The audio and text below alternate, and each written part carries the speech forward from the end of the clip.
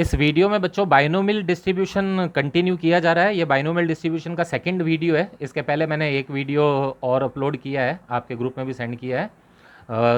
और theoretical frequency series का ये थर्ड वीडियो है।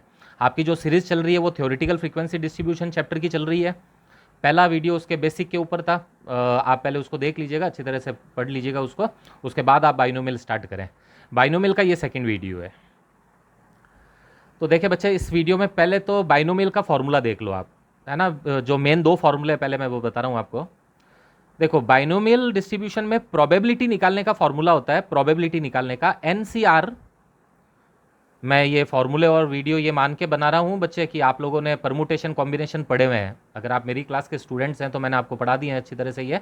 और अगर कोई स्टूडेंट नहीं है मेरी क्लास का, तो बच्चे आप पहले ये वीडियो देखने से पहले परमुटेशन कॉम्बिनेशन पढ़ लीजिएगा थोड़ा। सी कॉम्बिनेशन का साइन होता है और कॉम्बिनेशन का खुद का क्या फॉर्मूला होता है, एन सी आर का factorial n upon n minus r upon factorial r. ये उन बच्चों के लिए जो मेरे क्लास के स्टूडेंट नहीं है उनके लिए कॉम्बिनेशन का फॉर्मूला होता है फैक्टोरियल एन माइनस आर और इंटू फैक्टोरियल आर। कभी कोई कॉम्बिनेशन और परमुटेशन पे वीडियो बने तो आप उनको डिटेल में वहाँ पे उन वीडियो में सीखना। तो देखें, बाइनोमियल डिस्ट्रीब्यूशन में कोई भी इवेंट के प्रोबेबिलिटी निकालने का फॉर्मूला होता है n c r into p की पावर आर। पी और क्यू इन सब वर्ड के मीनिंग मैंने पिछले वीडियो में बताए आपको, इंटू क्यू की पावर एन माइनस आर। जब आप ये पूरा फॉर्मूला लगाएंगे तो आपको इससे प्रोबेबिलिटी मिलेगी, जो आप घटना चाह कर रहे हो ना, जो इवेंट हो रहा है उसकी प्रोबेबिलिटी। और आपको पता है बच्चे, प्रोबेबिलिटी तो परसेंटेज वगैरह में आती है। अब अगर आप फ्रीक्वेंसी निकालना चाहते हो, क्योंकि हमारा मेन टॉपिक तो फ्रीक्वेंसी सीरीज बनाने का ही है ना, डिस्क्रीट सीरीज बनाने का, एक्स और एफ। तो अगर आपको फ्रीक्वेंसी निकालनी है तो प्रोबेबिलिटी को मल्टीप्लाई करना पड़ेगा कैपिटल एन से। लास्ट वीडियो में सबका मीनिंग बता रखा था मैंने आपको। तो पहले प्रोबेबिलिटी निकलेगी और बाद में उसको जब अपन कैपिटल एन से मल्टीप्लाई करेंगे तो क्या निकल जाएगी, फ्रीक्वेंसी निकल जाएगी। देखो सुनो, ये वीडियो इसीलिए बनाया जा रहा है क्योंकि ये टॉपिक थोड़ा सा हार्ड है। और हार्ड होने का मतलब है, अगर आप इसके पास रिकॉर्डेड क्लास अगर आपके पास रहे तो आप इसको नंबर ऑफ टाइम्स बार बार सुन सकते हो, अच्छी तरह से समझ में आ सकती है। क्लास में तो आपको एक टाइम ही चांस मिलता है कोई चीज़ को समझ पाने का। इसमें आप नंबर जी है जितनी बार इन वीडियो को देखें। आप क्लास स्टूडेंट है तो इनके डाउट्स आप क्लास में पूछ सकते हैं। देखो example, 5 coins are tossed 200 times. वही एक्सपेरिमेंट जो मैंने पिछले वीडियो में कर रहा था। 5 कॉइन को मैं 200 बार उछालूंगा, 5 कॉइन को 200 बार उछालूंगा। तो बच्चे इस लाइन में 5 कॉइन आर टॉस 200 टाइम्स। ये ध्यान रखना, कैपिटल एन तो क्या बनेगा 200, क्योंकि एक्सपेरिमेंट आप कितनी बार करोगे, 200 बार। और ये कैपिटल एन केवल फ्रीक्वेंसी निकालने के काम आएगा। और आपके एक्सपेरिमेंट में आइटम कितने हैं, मतलब आप कितने आइटमों को फेंक रहे हो, 5 आइटम, 5 कॉइन है ना, ये बनेगा स्मॉल एन 5। अब क्वेश्चन को आगे देखो, 5 coins are tossed 200 times. What is the probability? What is the probability of getting? अभी केवल probability पूछ रहा हूं, फ्रीक्वेंसी पूछ लूं तो कैपिटल एन से मल्टीप्लाई कर दो। What is the probability of getting head? Getting head on 2 coins. 5 coin को मैं उछालूंगा, 5 नीचे गिरेंगे तो किसी पे हेड होगा, किसी पे टेल, किसी पे हेड, किसी पे टेल। अब आप ये निकालना चाहते हो क्या प्रोबेबिलिटी है कि उन 5 में से 2 पर हेड होगा, 5 में से 2 पर हेड होगा और बाकी 3 पे टेल। तो क्वेश्चन की लैंग्वेज से ये पता चलता है कि आपका जो उद्देश्य ऑब्जेक्टिव है वो हेड आना है। तो हेड आना है, इसका मतलब है हेड आने की प्रोबेबिलिटी तो पी बनेगी। बताया था ना बच्चे, पी का मतलब होता है सक्सेस। मतलब तुम क्या चाहते हो, मैं तो हेड आना चाहता हूं, तो हेड आने की प्रोबेबिलिटी तो पी से रिप्रेजेंट होगी। तो बच्चे टेल आने की अपने आप क्यू से रिप्रेजेंट हो जाएगी, क्योंकि हमारे एक्सपेरिमेंट में 2 ही आउटकम है। बाइनोमियल काम ही तभी आता है जब एक्सपेरिमेंट में 2 ही आउटकम हो। What is the probability of getting head on 2 coin? 2 coin पर आपको सक्सेस चाहिए। ये जो 2 है ये फॉर्मूले में आर का काम करेगा। याद है ना पिछले वीडियो में आर का क्या मतलब बताया था? आर का मतलब है आपको सक्सेस कितने पे चाहिए, हमें 2 पर ही सक्सेस चाहिए, बस ये आर बदलता रहता है। मैं कहता हूं क्या प्रोबेबिलिटी है कि 3 पर हेड आएगा तो आर 3 हो जाएगा। क्या प्रोबेबिलिटी है कि 4 पर हेड आएगा, आर 4 हो जाएगा। अब देखो इसका सॉल्यूशन। सबसे पहले तो आप अपने सक्सेस और फेलियर को डिनोट करें। हमारी सक्सेस किसके ऊपर है? हेड पर। तो हेड आने की प्रोबेबिलिटी जो होगी वो आपके लिए पी का काम करेगी। पी क्या था? Probability of success. तो अब अपन निकालते हैं देयरफॉर पी क्या? Probability of success. क्या है हेड आने की प्रोबेबिलिटी? 1/2 होती है बच्चों कॉइन पर हेड आने की प्रोबेबिलिटी। तो बच्चे फिर क्यू क्या होगी? ये होती है प्रोबेबिलिटी ऑफ फेलियर, जिसके लिए मैंने क्या बताया था, 1 में से पी को माइनस कर दो। तो पी अभी अभी अपन ने 1/2 लिखा था ना, 1 में से 1/2 माइनस करोगे तो क्या आएगा? 1/2 ही आएगा। यानी पी भी आपके लिए क्वेश्चन में 1/2 हो गया। हेड आने की प्रोबेबिलिटी, ये तो बट ऑब्वियस है, आपको पता ही होगा, हेड आने की भी 1/2 होती है, तो टेल आने की भी तो 1/2 ही होती है ना। लेकिन मैंने उसको निकलवाया फॉर्मूले के जैसे है। क्यू हमेशा कैसे निकाला करो? 1 में से पी को माइनस करके निकाला करो, फिर क्यू आ जाएगा। तो पी भी 1/2 है इस क्वेश्चन में, क्यू भी 1/2 है। स्मॉल एन हमारे क्वेश्चन में क्या बना हुआ है? 5, क्योंकि 5 कॉइन है। और बच्चे सक्सेस आपको कितने पे चाहिए? 2 कॉइन पर, ये स्मॉल आर बनेगा। कैपिटल एन केवल फ्रीक्वेंसी निकालने के काम आता है, पहले लिख देता हूं, 200 है कैपिटल एन। प्रोबेबिलिटी निकालने में कैपिटल एन का कोई रोल नहीं है। अब इसको सॉल्व करते हैं। क्या था प्रोबेबिलिटी निकालने का फॉर्मूला? पहले प्रोबेबिलिटी निकाले, और प्रोबेबिलिटी अपन कितने पे सक्सेस पे निकाल रहे हैं बच्चे?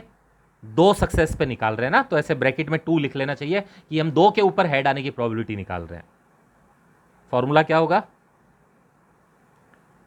एन सी आर इंटू की पी की पावर आर इंटू क्यू की power n minus r. Apply करता हूं। एन सी आर, एन का मतलब आइटम कितने थे? 5। सी आपको कितने पे सक्सेस चाहिए? 2 पे।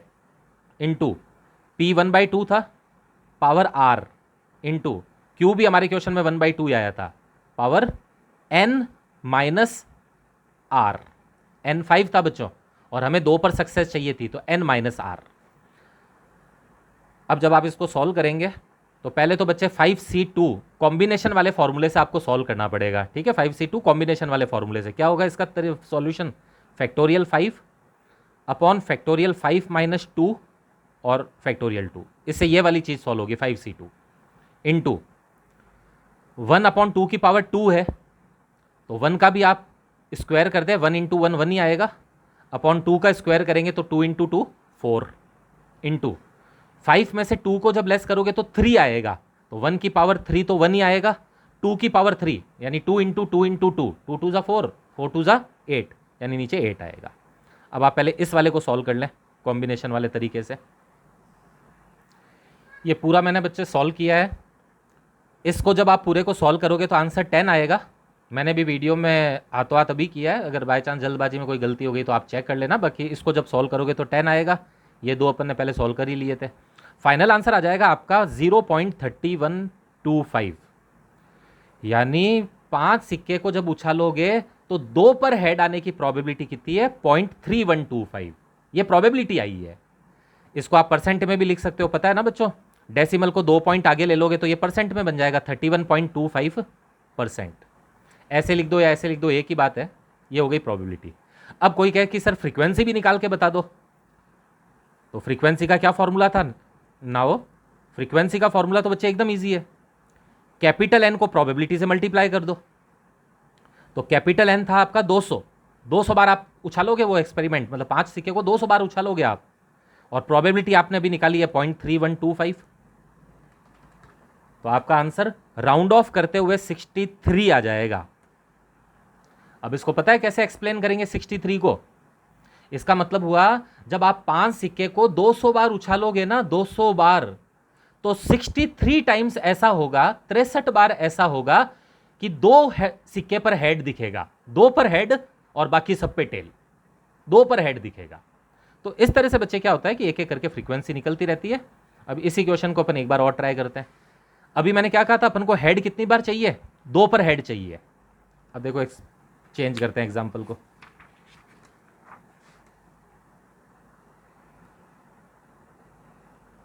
What is the probability of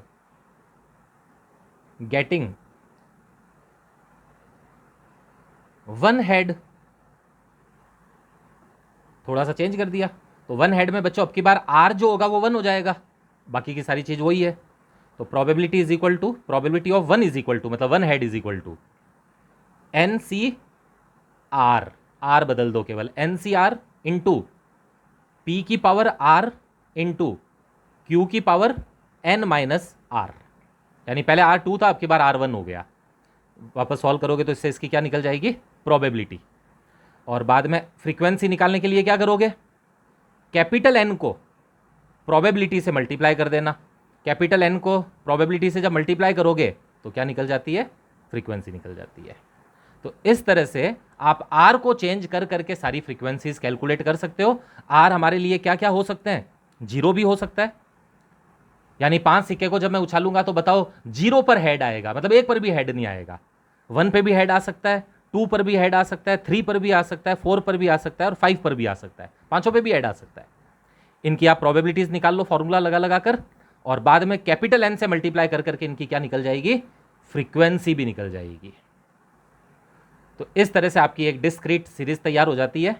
ये एक्स का काम करता है और ये एफ का काम करेगा फिर, है ना। वीडियो को थोड़ा सा शॉर्ट रखने के लिए थोड़ा सा स्पीड तेज़ रखी गई है बताने और समझाने की। आपको एक बार में नहीं समझ में आए तो मर्जी है जितनी बार देखें इस वीडियो को, यहाँ तक आप पहले करें। इसके बाद मैं बाइनोमियल का 3rd वीडियो दूंगा आपको, उसमें मैं आपको और एग्जाम्पल और फॉर्मूले बताऊंगा। अब तक हमने केवल बाइनोमियल डिस्ट्रीब्यूशन का मेन फॉर्मूला पढ़ लिया है, प्रोबेबिलिटी निकालने का और फ्रीक्वेंसी निकालने का। यहाँ तक करें और नेक्स्ट वीडियो का वेट करें।